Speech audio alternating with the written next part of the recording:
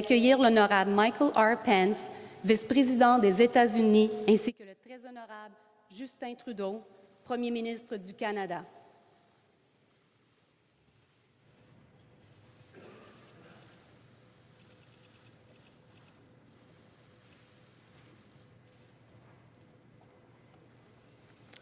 Good afternoon, everyone. I want to begin by thanking Vice President Pence for being here today. I know that this is your first official visit to Canada, Mr. Vice President, so welcome to Ottawa. It's always a pleasure to host our neighbours to the south. In fact, we're actually welcoming another American delegation to Canada later today, although I think that the Golden State Warriors will find that our mild-mannered reputation doesn't extend to basketball. But off the court, Canadians and Americans know that we're part of the same team. After all, there are no two countries as fundamentally linked as ours. Le Canada est l'allié le plus fidèle des États-Unis depuis plus d'un siècle. Les Américains ont toujours été nos partenaires et surtout nos amis. Nos entrepreneurs travaillent ensemble pour innover et créer de bons emplois pour la classe moyenne. Nos soldats servent côte à côte. Et nos citoyens sont unis dans leur ambition commune d'offrir à leurs enfants le meilleur du monde. Plus tôt aujourd'hui, le vice-président et moi avons parlé de ce que nous pouvons faire pour multiplier les ponts entre nos citoyens et nos industries. Une chose qui ressort souvent dans le cadre de nos discussions, c'est bien sûr l'importance du libre-échange entre nos deux pays. Nos entrepreneurs et nos travailleurs doivent avoir accès au marché américain. C'est primordial. Millions of families on both sides of the border depend on the Canada-US partnership. Look no further than the new NAFTA, a good deal that protects middle-class jobs and helps us build strong communities. People like Kathy and Rob of Blackfly Beverage Company in London, Ontario, who sell their products not just across Canada, but to customers in 11 U.S. states. They rely on access to the American market. Or folks like Dario and Brad at the Stelco Steel Company in Hamilton. They're just two of the workers that I met earlier this month who can rest easier thanks to the lifting of the steel and aluminum tariffs. People from Sault Ste. Marie to Sept-Îles told me what great news this is, not just for our industries, but for the livelihoods they count on to support their families. Our government is moving forward to ensure that Canadians see the benefits of progressive trade across North America, which is why I introduced legislation yesterday to ratify the new NAFTA. Later, Vice President Pence and I met with industry and labour leaders to talk about how we can keep advancing this deal and continue driving economic growth that works for everyone. Of course, there is still progress to be made on the trade file. Our government will continue to work towards a positive resolution to the U.S. duties on Canadian softwood lumber. At the end of the day, our industries and citizens depend on the flow of goods between our two countries. Take, for example, the fact that Canada is a stable and reliable source of uranium for American civil nuclear reactors. Maintaining access is good for Canada and the U.S. alike. By finding solutions to these remaining issues, I know that we will create an even stronger trading relationship. And just like we're collaborating to create new opportunities for our workers, Canada and the United States have long known that our world is safer when we work together to protect democracy and the rule of law around the globe. This afternoon, the Vice President and I spoke about the concerning situation in Venezuela. Our government remains committed to the importance of finding a peaceful return to democracy and stability for Venezuelans. The Vice President and I also discussed the arbitrary detention of 2 Canadians in China. Leaders from around the world are standing firmly with Canada as we work to end this dispute with China, something that I spoke with President Trump about earlier this month. Our first priority as a government is to make sure that our citizens are released. I know that Canada and the U.S. are united by our commitment to constructive engagement with China that demonstrates respect for the rule of law, human rights, and open, predictable, and non-discriminatory trade. The bonds of friendship and respect that Canada and the United States have forged will grow stronger as Canadians and Americans continue to build a more peaceful world abroad and thriving economies at home. Again, I want to thank Vice President Pence for being here today. I'm now happy to pass it over to the Vice President, and I'll be happy to take questions from media. Mike. Thank you, Prime Minister Trudeau. Thank you for those very gracious words about the strong relationship between the United States of America and Canada. Karen and I couldn't be more grateful for your warm hospitality and the warm welcome of people all across this capital city, and I thank you for that. You've been an attentive host, which is a little bit surprising because, frankly, we thought you'd be a little more preoccupied with tonight's basketball game. So let me take this opportunity to congratulate you and all of Canada on a historic first, the Toronto Raptors' first ever appearance in the NBA Finals. I know where your loyalties are, and you know where my loyalties are. It's going to be a great game and a great playoffs. I will say it was unfortunate that as part of our trade negotiations, we were not able to discuss reacquiring Kawhi Leonard and returning him to the United States, but maybe that can be an issue we take up in the future. Mr. Prime Minister, it's an honor for us to be here today in the beautiful city of Ottawa for my first visit to Canada as Vice President of the United States. I'm honored to be here today on behalf of a friend of yours and a great friend of the Canadian people, President Donald Trump. President Trump asked me to be here today to reaffirm one of the most successful partnerships between any two nations in the world, the partnership between the United States and Canada. As the President said 2 years ago, in his words, our two nations share much more than a border. We share the same values. And as we just discussed, we have our occasional differences, but at our core, both of our nations share a love for freedom. And on that foundation, we're building even greater prosperity in the years ahead. Now, we've made much progress on a wide range of issues over the past 2 years. For the United States and Canada, we know are strongest when we stand together. And Mr. Prime Minister, we meet at a time when the American economy, I'm happy to report, is growing like never before. Under President Trump's leadership, we've cut taxes, rolled back regulations, unleashed American energy, and the results have been extraordinary. And I know they've been felt here in Canada. In our country, we've created 5.8 million new jobs, including nearly 500,000 manufacturing jobs, and our economy grew by 3.1% last quarter.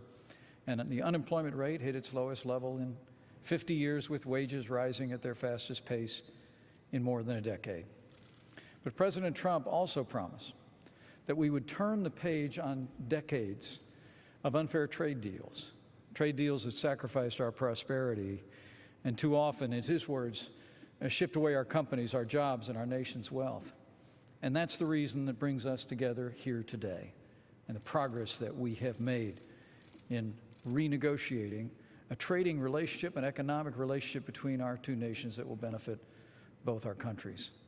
Free, fair, and reciprocal trade, we believe, is absolutely vital to both of our nations. Last year, trade between the United States and Canada totaled more than $714 billion. In fact, nearly $2 billion in commerce, and 400,000 people cross our borders every single day. The United States also is Canada's top foreign direct investor. We invest nearly as much each year as every other nation in the world combined, and more than 1.5 million American jobs rely on exports to Canada. But because it was negotiated a quarter century ago, as you recognize, Mr. Prime Minister, and as did President Trump, the current North American Free Trade Agreement is just simply out of date. That's why just 4 months into our administration, the President directed our United States Trade Representative to begin talks with Canada and Mexico to renegotiate and replace the North American Free Trade Agreement, and we're well on our way. Mr. Prime Minister, I remember when we spoke about these negotiations early on in our administration. It was at a meeting in Providence, Rhode Island in July of 2017. You spoke about the issue, I spoke about the issue. And when we met again at talks As talks progressed, and we talked in Lima, Peru during the Summit of the Americas last year, I saw your determination to drive a hard bargain for Canada, just as President Trump was driving a hard bargain for the United States of America. But the President and I are truly grateful. We're truly grateful for your determination to see this agreement reached. It took more than a year of work, but in November of last year, President Trump met with you and President Peña Nieto of Mexico and Argentina, and there the three of you signed what will be for us the largest trade deal in American history. The United States-Mexico-Canada agreement is forged. As the President said, the USMCA is a win for American jobs and American workers. But as I said to you the first time we met, we believe the USMCA is also a win-win-win for all three of our nations. It's superior to NAFTA in virtually every respect.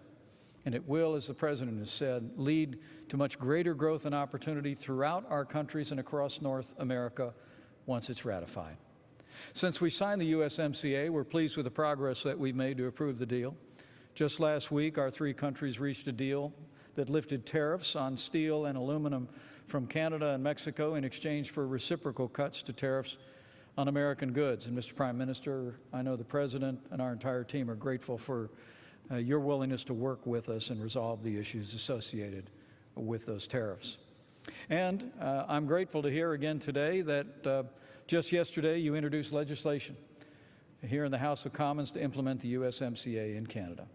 So on behalf of President Trump and the American people, let me thank you for your leadership and your partnership in the cause of our shared prosperity.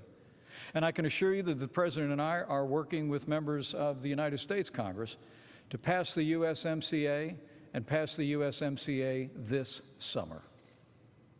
For too long, we've allowed an outdated trade deal to hurt good-paying jobs that built our middle class in your country and in ours. The USMCA simply is an idea whose time has come.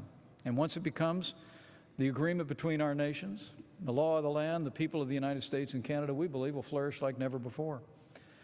Prime Minister, as we work together to pass this historic trade deal, we're also standing strong.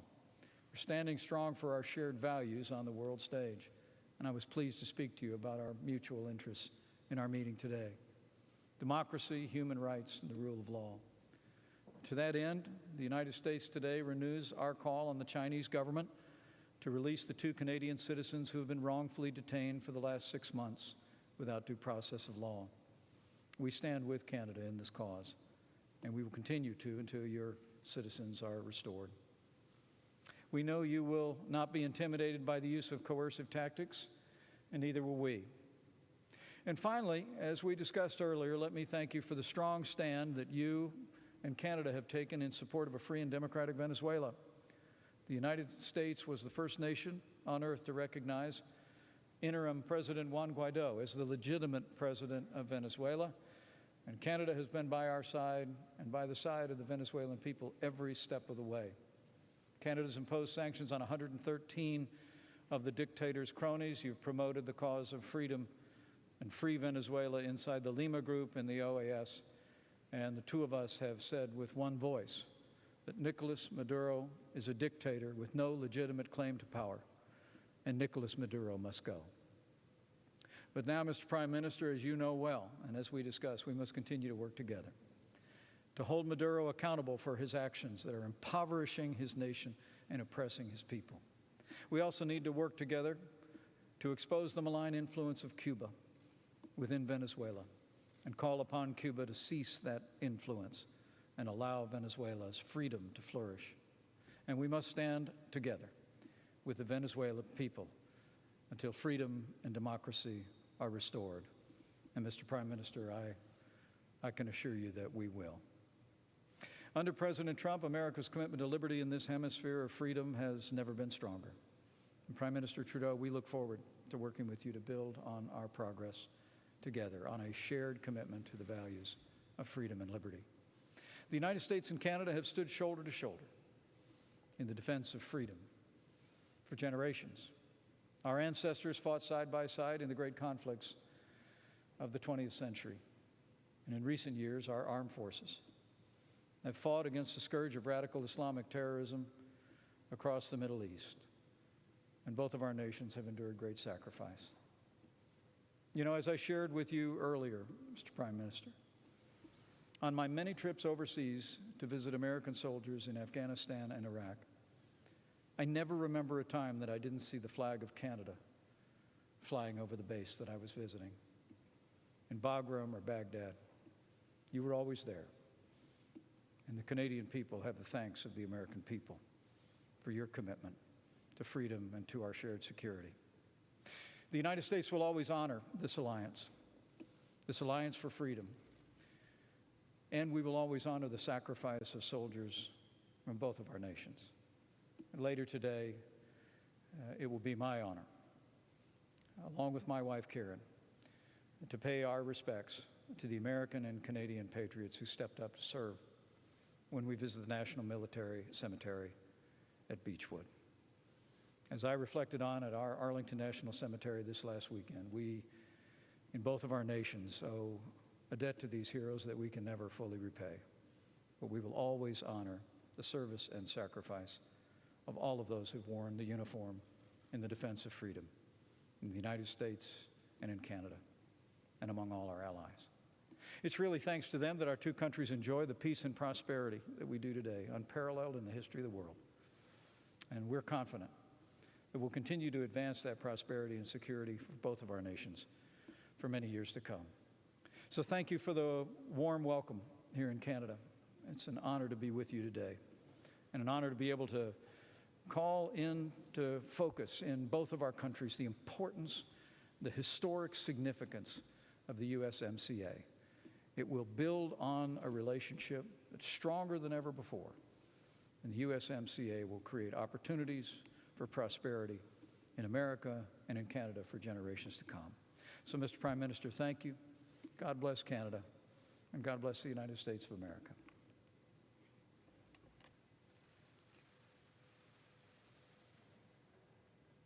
Steve Chase, The Globe and Mail. Good afternoon, Mr. Vice President and Prime Minister. Thank you for taking our questions.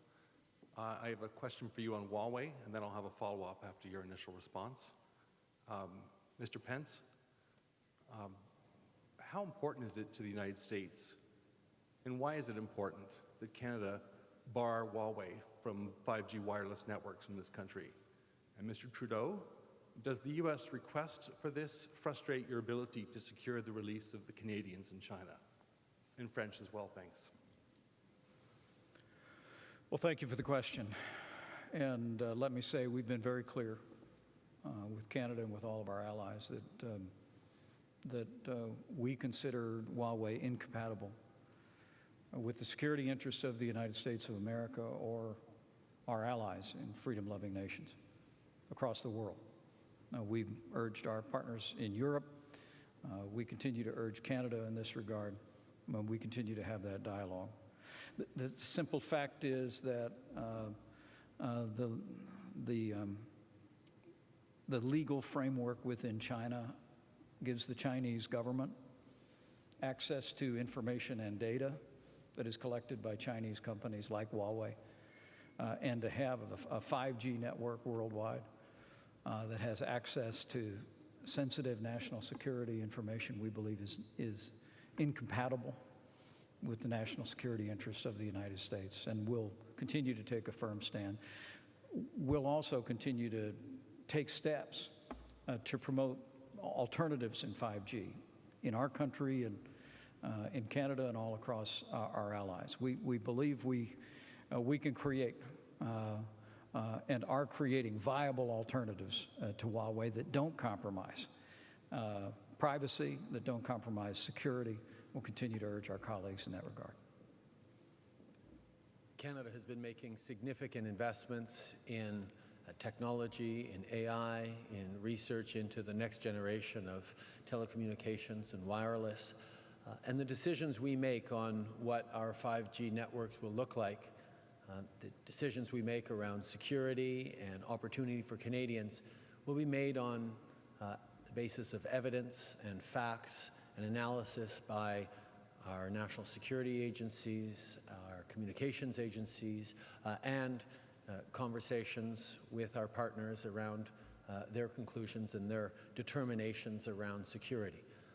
Political considerations will not come in to our reflections. We trust our experts, our national security and intelligence experts, to make recommendations on how we can ensure that Canadians are safe as we move towards a 5G world.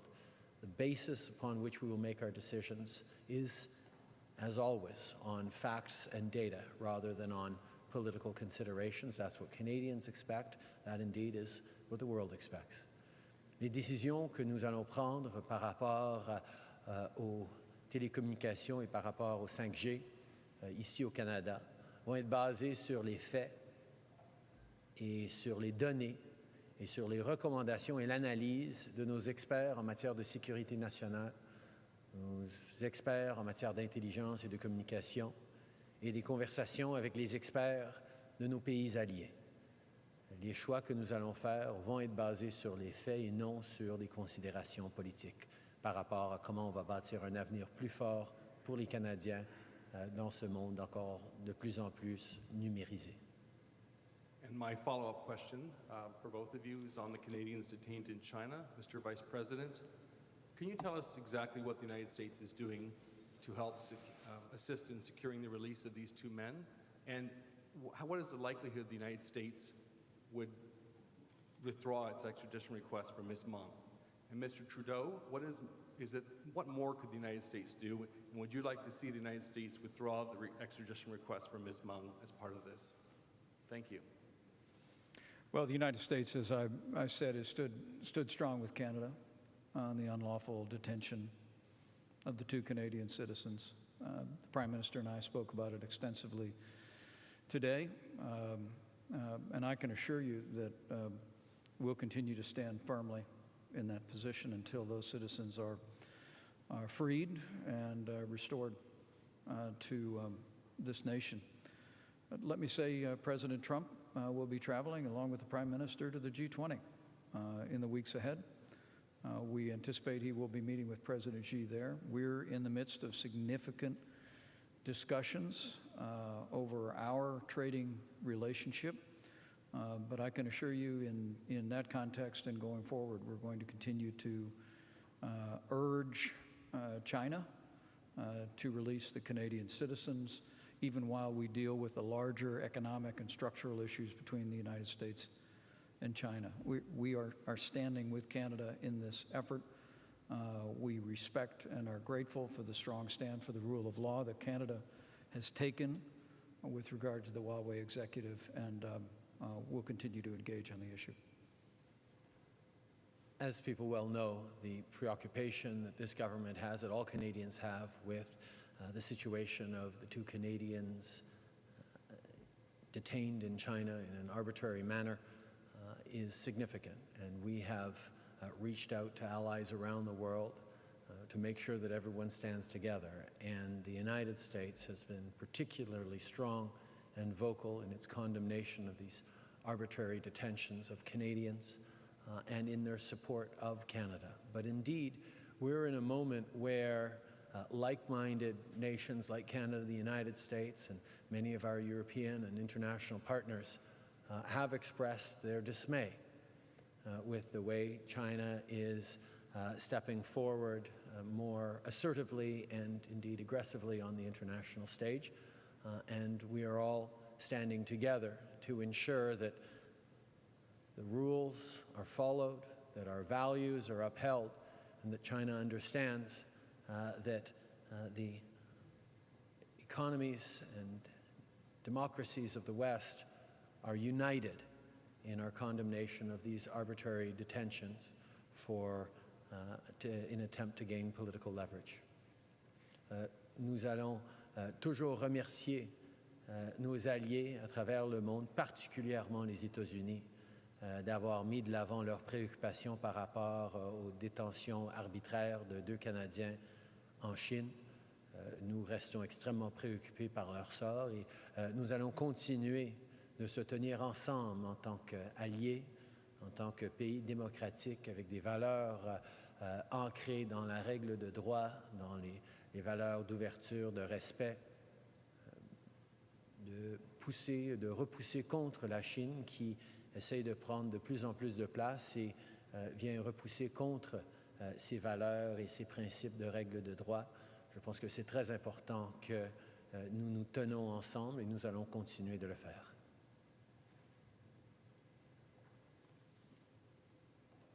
Roberta Rampton from Reuters. Thank you. Everybody. Mr. Vice President, I wanted to ask you about the USMCA. What assurances were you able to give the Prime Minister that you will be able to work with Congress to get it passed this summer? Given that last week President Trump said, among other things, in very heated discussion with and about the Speaker, that Speaker Pelosi does not understand the deal. Should Canada be concerned that this bad blood between the President and the Speaker will cause a roadblock to passage of the USMCA through Congress?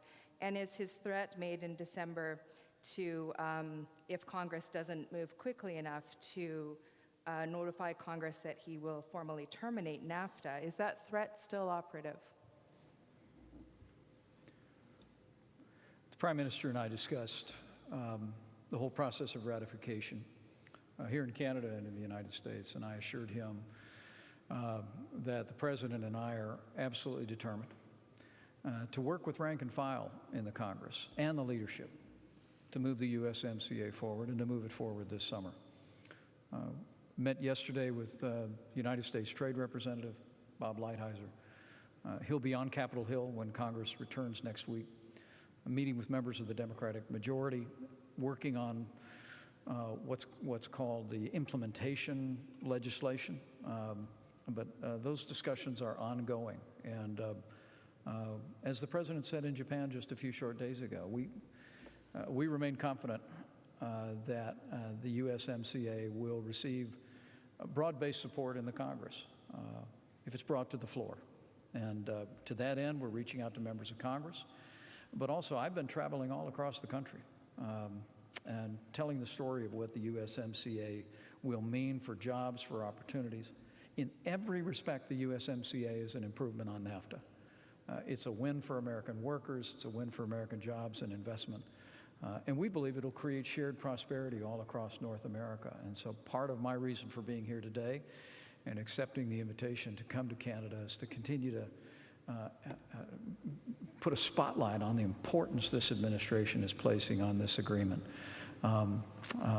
Issues in Washington, D.C. can arise, but the American people should know, and people of Canada should know that our administration is absolutely committed to driving forward to seeing the Congress of the United States approve the USMCA this summer, and we're grateful for the Prime Minister's efforts seeing ratification here in Canada.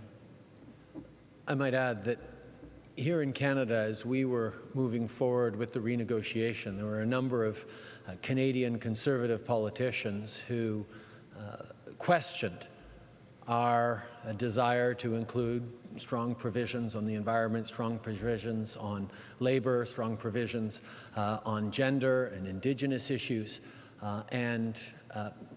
These Canadian conservative politicians were worried that we were distracting from the important work that needed to be part of NAFTA. But as the Vice President has said, these are integral parts of what makes it a better deal for workers on both sides of the border. And they are significant things that we look to the U.S. Democrats to understand our significant improvements and our issues that, like Canadian Liberals, they care deeply about. So we are confident that the work being done on ratification is possible because we made sure that from multiple angles, this was a better deal for Americans, for Canadians, and for Mexicans. And if I could follow up on Venezuela, if I might. Okay, let me just repeat that in French for our. Une des choses qu'on a vues ici au Canada pendant la période de renégociation, ça a été que des politiciens conservateurs critiquaient mon gouvernement d'avoir insisté sur des provisions sur l'environnement, sur le droit des travailleurs, sur les droits des femmes, sur les droits des Autochtones, à être inclus dans la renégociation de l'accord de l'ALENA. Mais nous voyons que c'est justement parce qu'on a réussi à inclure ces éléments-là qu'on peut réellement dire que c'est un meilleur accord pour les travailleurs, pour tous nos citoyens dans nos différents pays. Et c'est des éléments qui aident de façon significative au processus de ratification qui, évidemment, fait partie d'un discours politique quelquefois très aigu aux États-Unis, mais la substance et les améliorations qu'on a pu mettre dans ce nouvel accord aident aux progressistes comme aux conservateurs de pouvoir voir du bien dans ce nouvel accord. If I might follow up on Venezuela, please. Prime Minister, the Vice President has taken a hard line on Cuba's role in Venezuela and what you just heard him call its malign influence. And Canada has taken a somewhat different approach in Cuba and on Cuba and its role in Venezuela. I'm wondering whether the Vice President asked you to take a harder line today and what you're prepared to do on Cuba in its role in Venezuela. I think one of the strengths of the historic friendship and alliance between Canada and the United States is that often we are extremely closely aligned, but in other situations we have complementary approaches. We, of course, acknowledge the United States position and perspective on Cuba. Canada has a very different one. And in the discussions with the Lima Group that Canada has been leading and discussing, we've recognized that Cuba can potentially play a very positive role in the well-being and the future stability of Venezuela. And that is why Canada has been engaging with Cuba in a way that tries to allow for positive engagement in an eventual transition in Venezuela. It is part of where coming together as different nations across the Lima Group, across Canada and the United States, with different perspectives, but with a shared goal of restoring democracy to Venezuela, of creating peace, stability, and prosperity for the Venezuelan people, where countries with different perspectives can actually help each other reach, hopefully, the right outcomes. Marie Vestel, Le Devoir. Bonjour, Monsieur Trudeau. Got it? Thanks. J'aimerais savoir si vous avez abordé finalement la question de l'avortement avec le vice-président Pence. Si oui, en quels termes a été la teneur de la discussion? And Mr. Vice President, for you, how do you feel about the Prime Minister raising the issue of what he called a backsliding of abortion rights in your own country?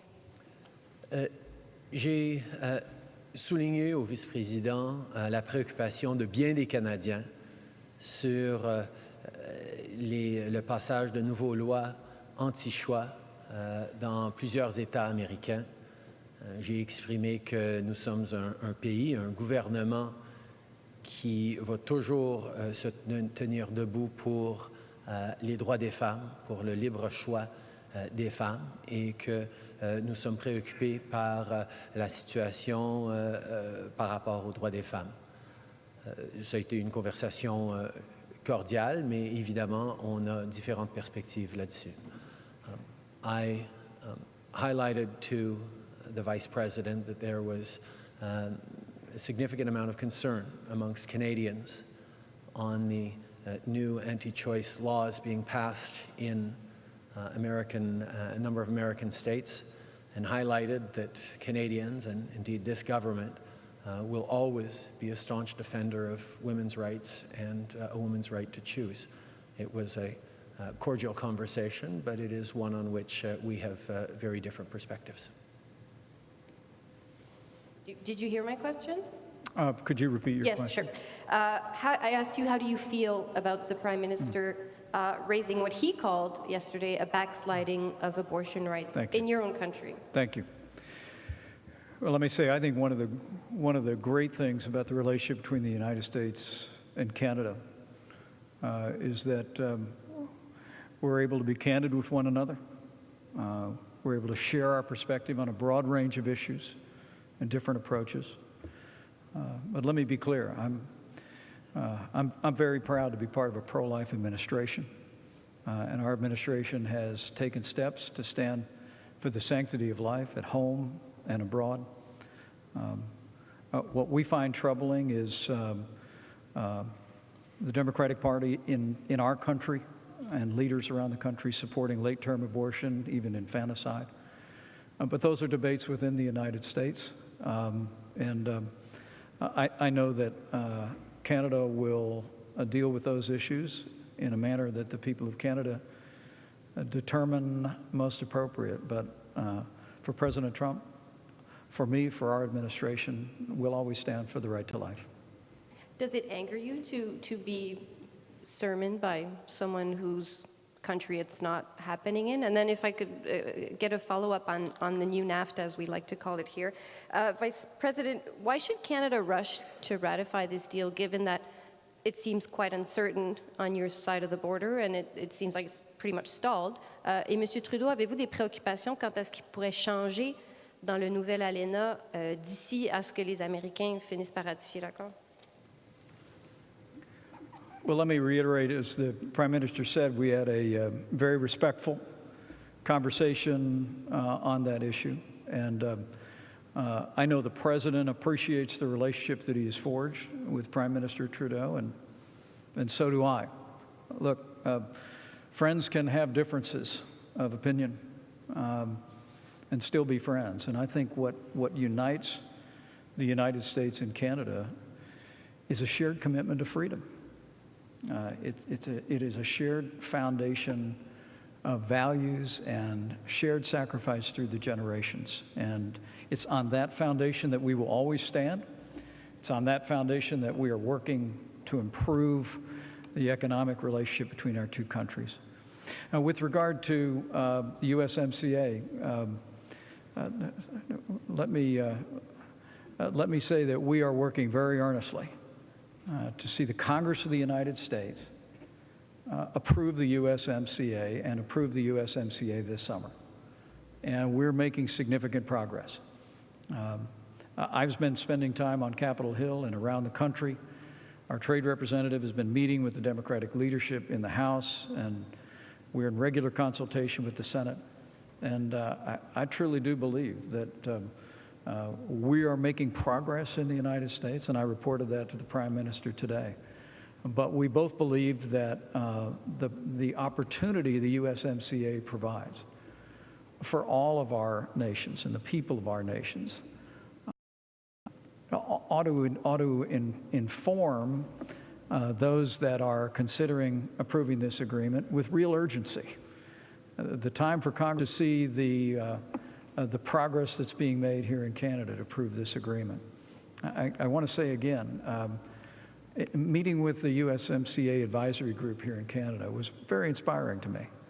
It represents the broadest range and ideological perspective and geographic perspective from across this country. And let me say that as we speak to leaders in our Congress and in our business community and labor leaders around the country, that we hear the same level of support.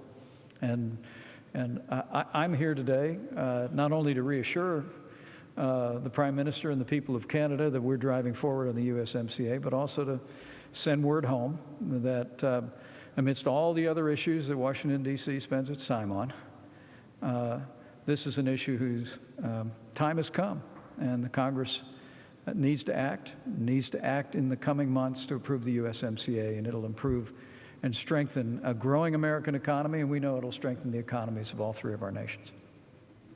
J'ai été très content d'entendre la perspective du vice-président sur la ratification du nouvel ALENA aux États-Unis. On voit que, oui, il y a des débats politiques, mais je suis confiant que ça avance de la bonne façon. Par rapport au texte, on a négocié un texte, on a pu arriver à un accord qui a été signé par les trois pays, et je ne m'attends pas à avoir à rouvrir le texte parce qu'évidemment ça engendrerait énormément de débats compliqués par la suite, et nous avons tous hâte de voir l'implémentation et l'arrivée en force de ce nouvel accord. I was very pleased to hear the positive perspective that the Vice President has on the ratification process in the United States. We very much understand the political debates that are ongoing, but we are also fundamentally confident in the fact that this is a good deal and indeed an improvement for workers and citizens and families in our three countries. We worked very, very hard to agree on and sign a text that was that win-win-win that we were looking for. And Canada certainly doesn't anticipate having to reopen that text. I think we all know that reopening negotiations could lead to significant delays in bringing into force a deal that will be good for all sectors in our three economies. Vivian Salama, Wall Street Journal. Hi there, Mr. Vice President, Hi, Mr. Prime Minister.